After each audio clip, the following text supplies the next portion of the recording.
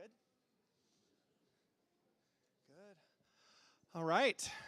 Good afternoon, everyone, and welcome to St. Luke's United Methodist Church for what is going to be an amazing afternoon of some great organ music. We are excited to be here. My name is Reverend Caleb Rundell. I'm the lead minister here at St. Luke's, and on behalf of our church leadership, our music and arts people, we welcome you here to this afternoon's concert. St. Luke's is a place that values music and the arts, and you are going to hear just a little bit this afternoon of how those things thrive here at St. Luke's. We very much believe that music is a divine gift from God that blesses and enriches our lives. And we are thankful that each and every one of you are here today to experience that blessing in a profound way from our tintinnabulators and, of course, the amazing Ken Mervine. It's going to be great. I want to invite up now Reverend Dr. Sally Subilong, who has further words of welcome and introduction for this afternoon's concert. Reverend Sally. Thank you. Kind of join. Great.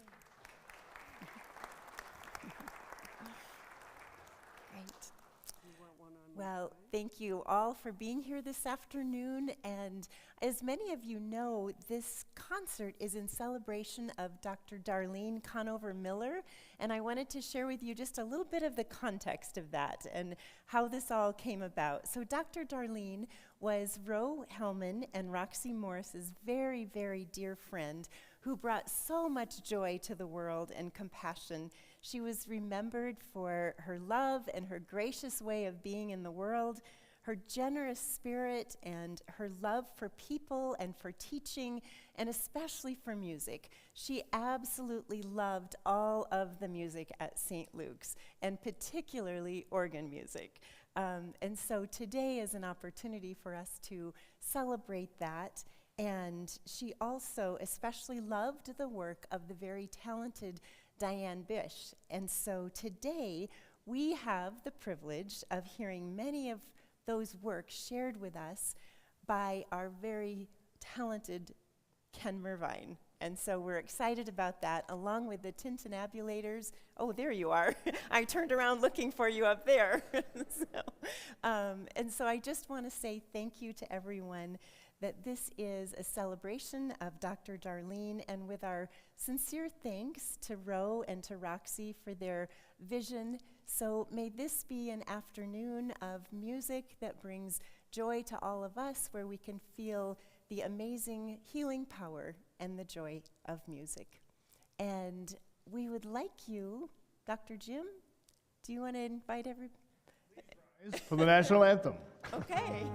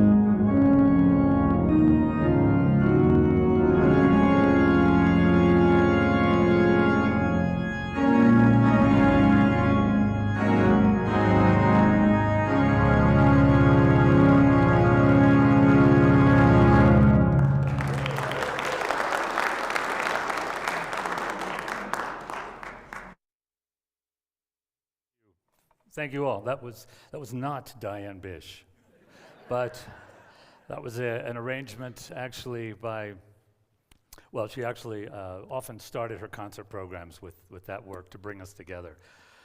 It was actually arranged by a virtuoso organist who inspired Diane as a youth, inspired many organists, myself included. The dynamic, the charismatic, the showman, Virgil Fox. So, there he is. So, Diane's arrangements really span the gamut of all music periods, Renaissance through contemporary African-American spirituals, the gospel, revival, camp meeting songs. With Shall We Gather at the River, she takes Robert Lowry's famous 1864 very simple hymn, which is usually in 4/4, Shall we gather at the river, and she transforms it into a really lyric three-quarter waltz. And it's a lovely painting of, heaven with its flowing rivers and by the throne of God.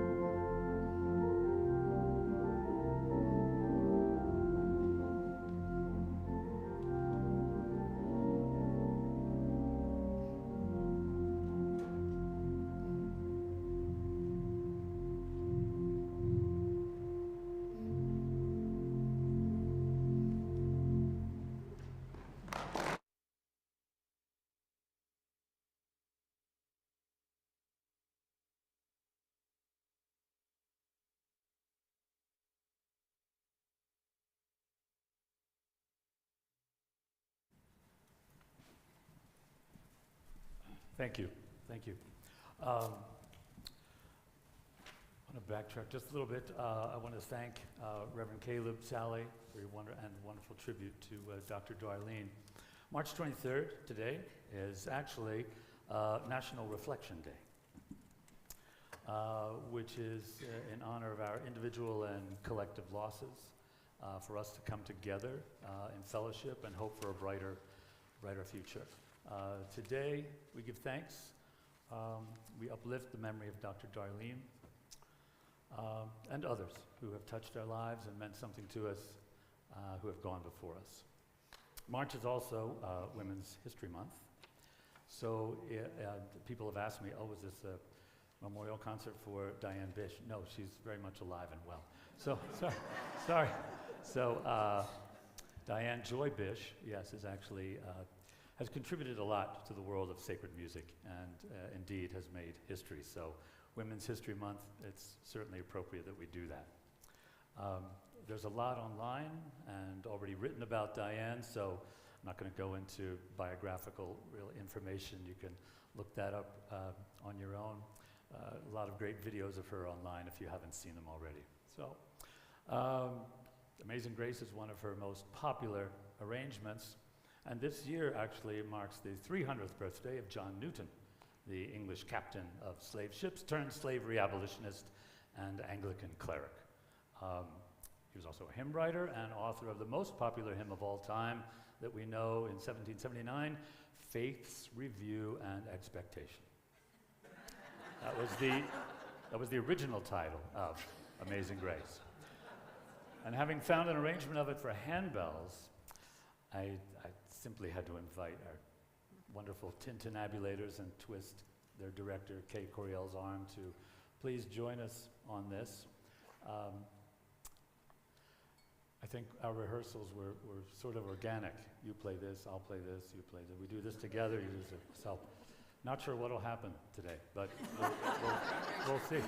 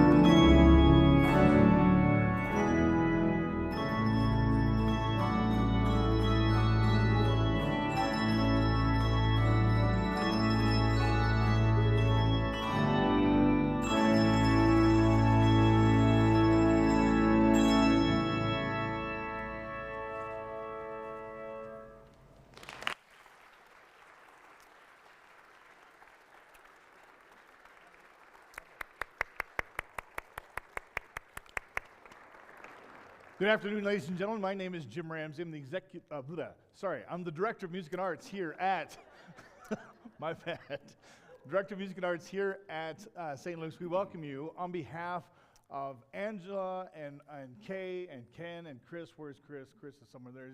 Our music team here at St. Luke's. We want to thank you for being here. We want to thank you for your support, for being a part of this. I also want to thank Roxy and Roe for helping make this happen as well. So thank you, thank you, thank you.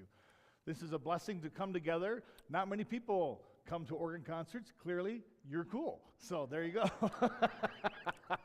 I think the phrase is where two or three are gathered, there's an organ concert. That's exactly how this worked out. Right. So there's more than that here, but we thank you so much for being here on this beautiful day.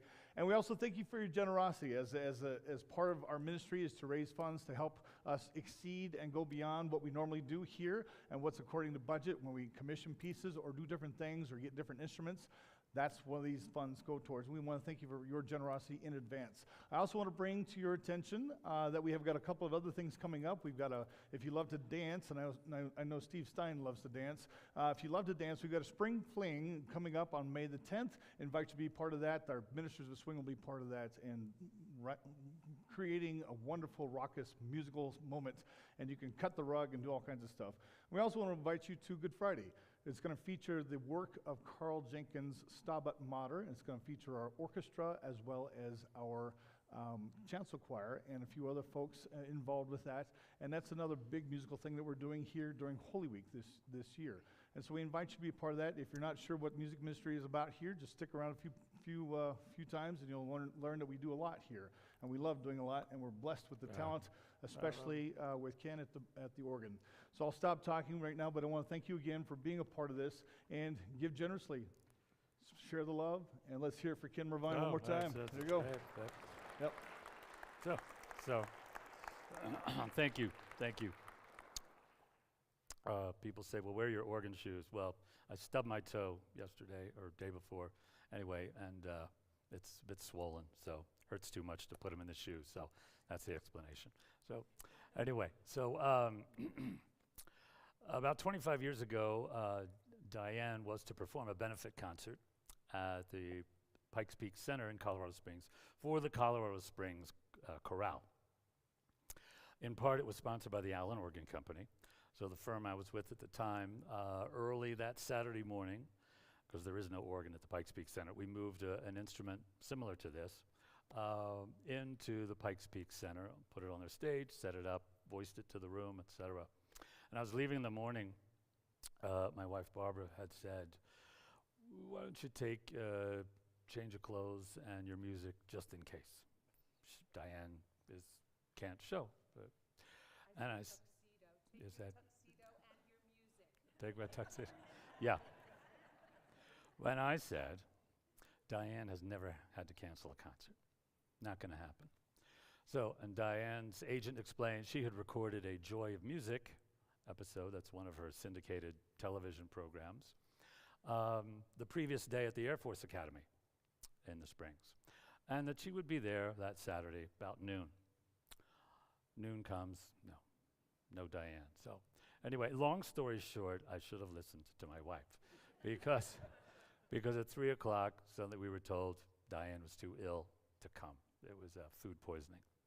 So I called my wife and humbly said, please grab my tux and my music because we are filling in for Diane Bish. So. And by we, he means me too. That's right. Right. Tried to put on my gown this evening straps. And that was, we were honored and humbled to play that program. One of the works that Diane was to play on that program was by the famous organist of Notre Dame, Louis Vierne, who was renowned in the general public for three main things. One, obviously, organist of Notre Dame de Paris from about 1900 to 1937.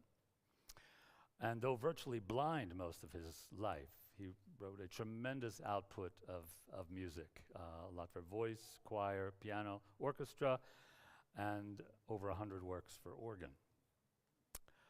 And thirdly, he died while giving a concert at his beloved Notre Dame console. We hope not to repeat that today. So, as much as we go for authenticity of sound, this organ is actually more than 6 different organ specifications built in. So what you'll hear is the same organ stops that would have been at Notre Dame as well, built by Cavaillé-Coll. This piece is actually a scherzo. It's a musical joke, not to be taken seriously. Vierne actually toured America in 1927 and came to Denver, tried out the organ at the cathedral. He didn't play a concert because it was during Lent, but he passed through Denver. I thought that was cool. And the impromptu is actually dedicated to one of my organ instructors. He was a protege to the dedicatee André Marchal, another blind French organist who was certainly a master. So, impromptu.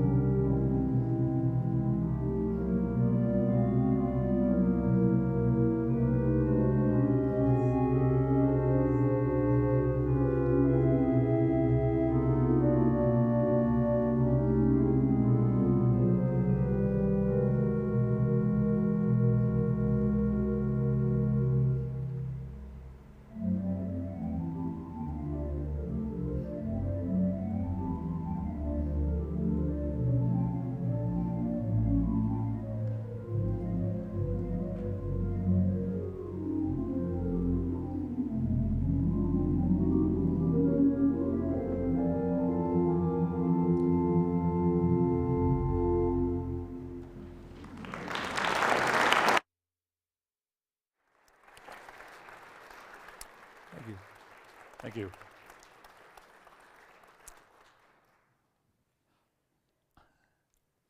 What I'm doing here is actually jumping to the other side of the pond with a different organ specification. That was French. Now we're going to hear early American. A lot of organ concerts, when they're given, they typically do repertoire that's designed for that period of the church year. So I thought it'd be neat, since Diane's output is so vast, to just have a section that just sort of covers main points of the church year. So Advent is often associated with the world in longing, in chaos. This hymn, Lo How Roses Are Blooming, is a marvelous exception to that. With sweetness fills the air. So you're going to hear in this particular arrangement some of the more orchestral sounds, and also you won't hear any sounds from the front.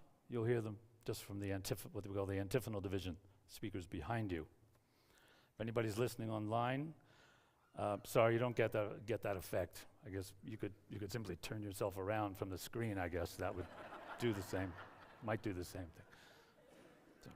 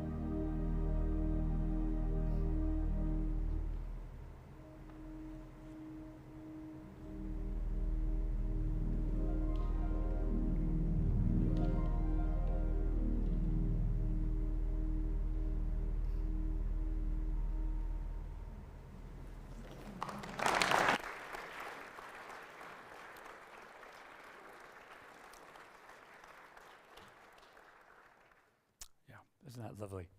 So, when recording her Joy Music episodes, which are literally all over the globe, one of Diane's favorite places to visit in Europe are the European Christmas markets, particularly in Germany, Switzerland, France, just to name a few. The joyous festivities, happy crowds, costumes, spirit of generosity, all add to the atmosphere and certainly spirituality meaning of Christmas. Her setting of the 1811 German Christmas chorale, I think, captures this happy, childlike simplicity in this delightful hymn, "O Come Little Children."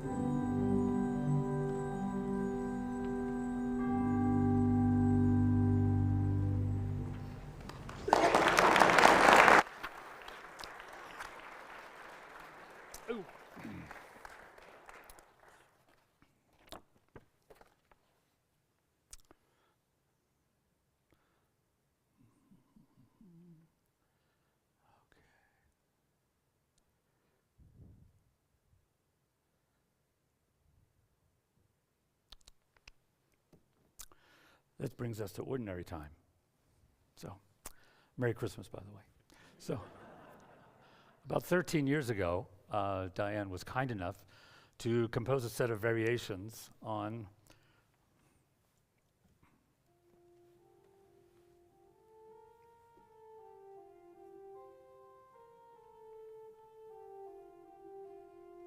that ring a bell a little bit?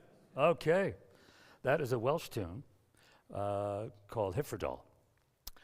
And a number of different texts to it. Come thou long expected Jesus, hallelujah, sing to Jesus, praise the Lord, ye heavens, adore him.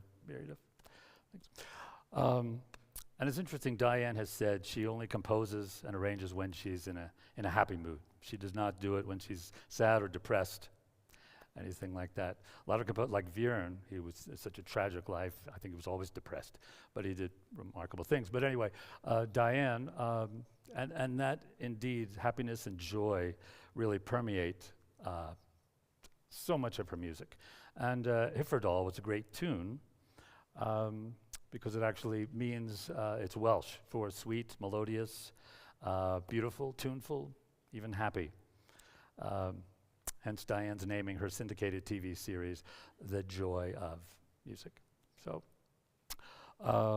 Diane composed these variations for the 30th anniversary of St. Luke's Methodist Church.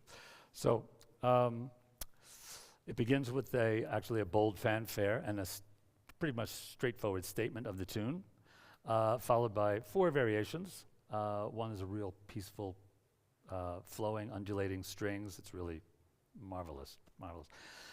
Second is a sprightly jig, upbeat, feels sort of an Irish jig for a trumpet. And the third is a pastoral setting for solo flutes and accompanied by strings. And the fourth and final one is a real fiery French toccata, which is busy manuals and the melodies and the pedals. Clearly an homage, if you're an organist, it's clearly an homage to Henri Moulet and Marcel Dupré.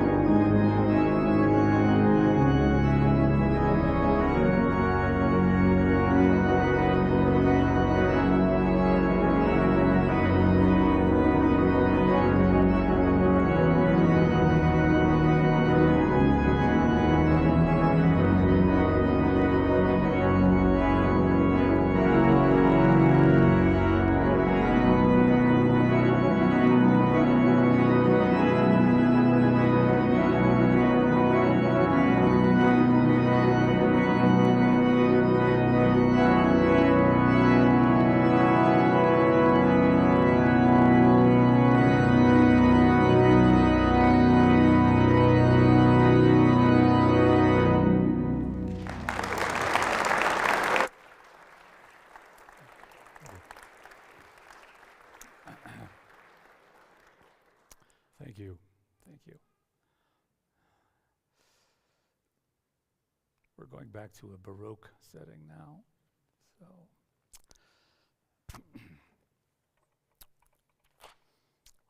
as we get into Lent, beginning of Lent, I'm going to talk about two pieces, really briefly. Handel, another birthday this month. Handel, 340, along with Bach, but we'll get there. Yes, this month it's Handel's. And actually, this day, actually, in 1743, was the London premiere of his most famous oratorio, Ya Messiah. See that? Good, good, good, good. Diane's contributions to organ music is not only hymn arrangements and church anthems, but she took classical orchestral pieces, chamber music, and arranged them for organ. So here we have a lovely air by, excuse me, dry mouth, by Handel. I will immediately follow that as we journey into Holy Week with a Bach chorale titled from Cantata 156. This is the sort of the overture, which is in this case an arioso, which means a solo melody, basically accompanied. And the title translation really is "Lord, I stand with one foot in the grave." So you would think it's quite a downer, you know. But it instead of a depressing or a dark image, not so with Bach. His message is clear and stated from the Gospel of Matthew: "Not my will, but thine be done." And indeed, this weekend is Bach's 340th birthday. Speaking of birthdays, this month is also the British-born American organist Edward George Power Biggs, who would be celebrating his 119th birthday this month. But along with Virgil, I mentioned it because along with Virgil Fox, he was inspirational to a couple of generations easily of organists. His recordings going to different countries around the world and on LPs. Some of you kids, you know what LP is. So this is a disc, you know. Anyway, but you can hear some of them on YouTube. His nickname was Bigsy. But educated in England, he came over. He had established such a marvelous career as a concert organist. CBS Records actually hired him, and he recorded many, many albums that were just so inspirational, obviously to Diane. So I've included E. Power Biggs' arrangement of this particular aria as part of our program, and perfect for Good Friday, actually. And we're going to hear some sounds from the organ. They're actually samples of pipes that Johann Sebastian Bach would have played on as well. And actually, Biggs's records from CBS sold so well, he actually has a star on the Hollywood Walk of Fame. So, there you go.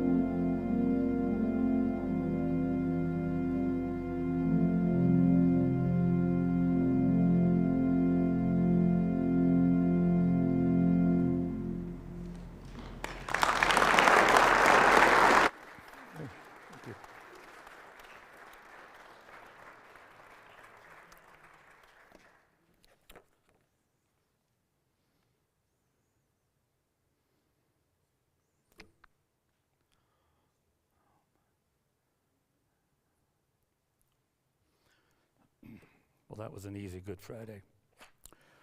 So, which brings us to Easter. And we'll let Diane introduce this piece. So.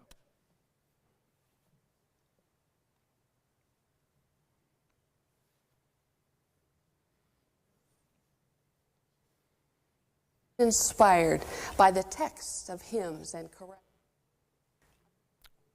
Across the years, composers and organists have been inspired by the text of hymns and chorales.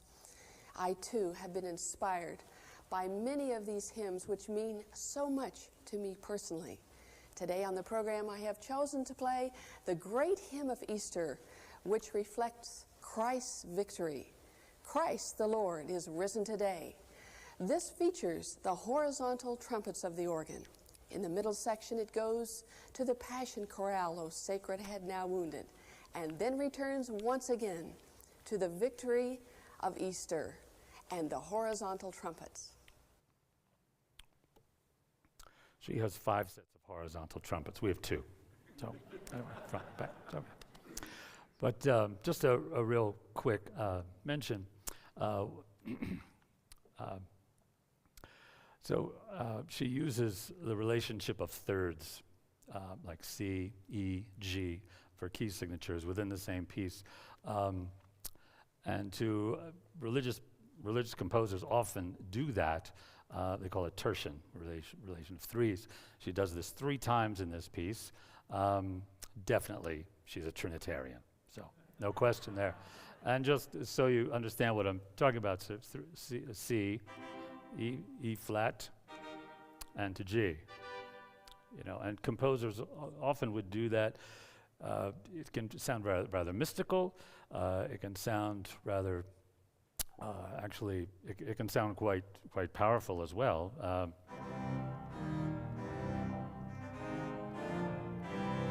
You know, very heroic and majestic as well. Noble's the word I'm looking for. Thank you. Noble. Okay. All right. Thanks.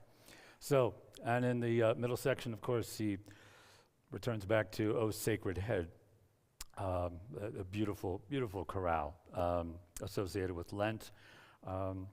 She describes this too as life is full of joy, but also there are times of sorrow and reflection. So, just a Trivial Pursuit question answer in case you're ever on Jeopardy. You know, the Passion Chorale was made famous by Bach, but was actually it was actually composed by Hassler, but over 100 years before that, and it was actually an unrequited love tune.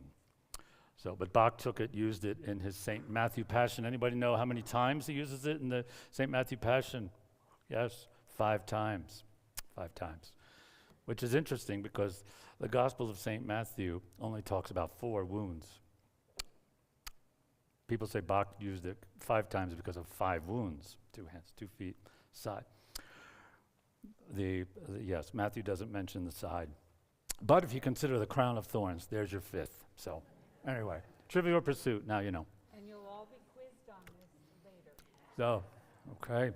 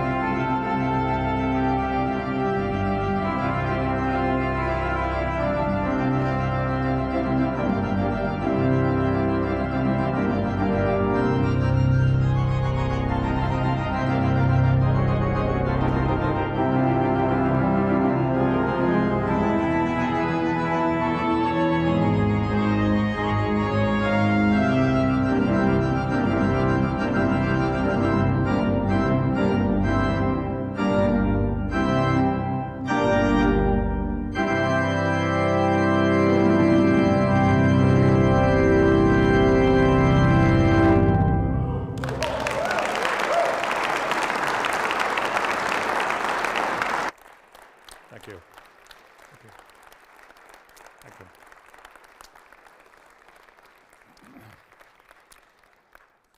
I need a break, so our bells are going to play something.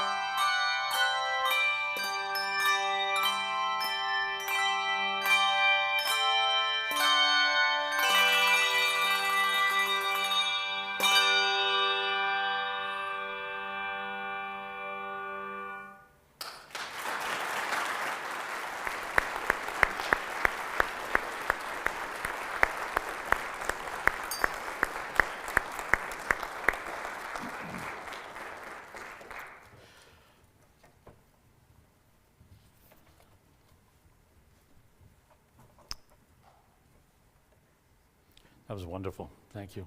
And they're not a bunch of dinglings. Really, seriously. So before I play the last piece in the printed program, please look over the thank yous there. There are many, and I'm sure I'll leave somebody out, but it takes a village to put on a program like this. Special thank you to Kay and the Tintabulators. Beautiful. Thank you. After the music, there'll be an even better treat. Stephanie Kirk has prepared a light but a wonderful reception for us. Thank you, Stephanie, Ken Fong, Tim Bowles, and Betsy for the keeping us audible and visible. It's just streaming as well. Thank you for that. My wife, Barbara, for the intensely nerve-wracking job of turning pages. And so, thank you. So. And also, I read some of my program notes to her before, and she said this isn't a 4-hour lecture recital, really. So we need to tone it down. Anyway, so I get carried away. So, yeah, to Sharon for the lovely program, that should be in your hands, to Ro, to Roxy, especially to Dr. Darlene. And on this day of reflection, coming together in shared fellowship, my hope is that we've been able to experience at least some of the sacred spark that so permeates the ministry of Diane Joy Bish. The last piece on the printed program is entitled Joy. At the top of the music, it quotes Psalm 16, "In thy presence is the fullness of joy." Diane wrote this. It's really a delightful scherzo. She wrote it for the dedication concert of the organ she had designed at Coral Ridge Presbyterian Church, where she had served for about 20 years. And as you'll hear, it's one of the few pieces that Diane composed in the minor key. You think of minor as sad, major happy. There are many cultures where minors, it doesn't represent sadness or being depressed. And certainly she captured that element of happiness. It's just effervescent with the joy. And certainly her works embody the motto of her then pastor, Dr. James Kennedy, excellence in everything, and everything to God's glory.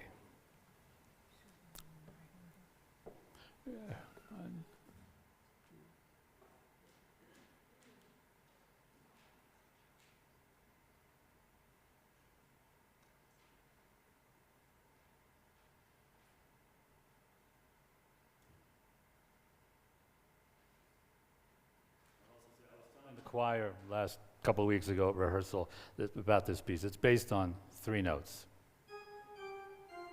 So 3 blind mice in a minor key. That's all it is. So, not exactly, but. He'll cue you when it's time to sing along. Okay.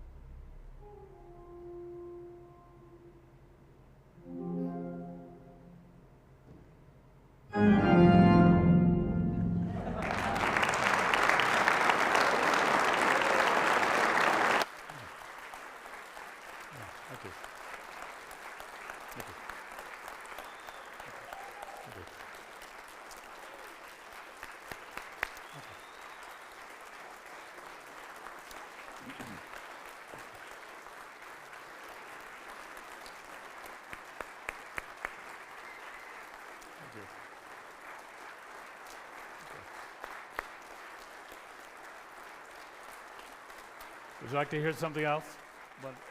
Want something else? You say no, that's okay too. I mean, we can eat. Okay.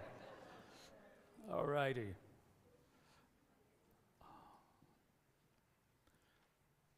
Diane had a knack for capturing the essence of the old campfire meetings, the old tent meetings, the old hymn tunes, and hand clapping, foot stomping. Here we are. Yep. A new name in glory.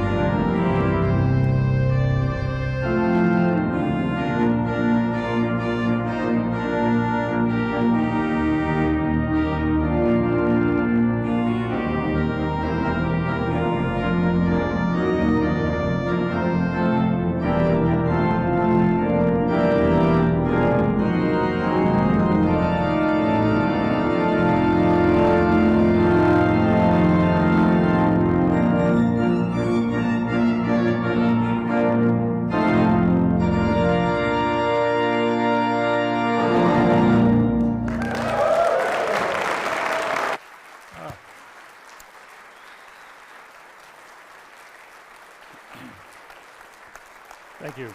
Thank you. And just one more of the perfect good night song. Thank you all again for coming. Hope you enjoyed it. Another Welsh tune. For the fruits of this creation, thanks be to God.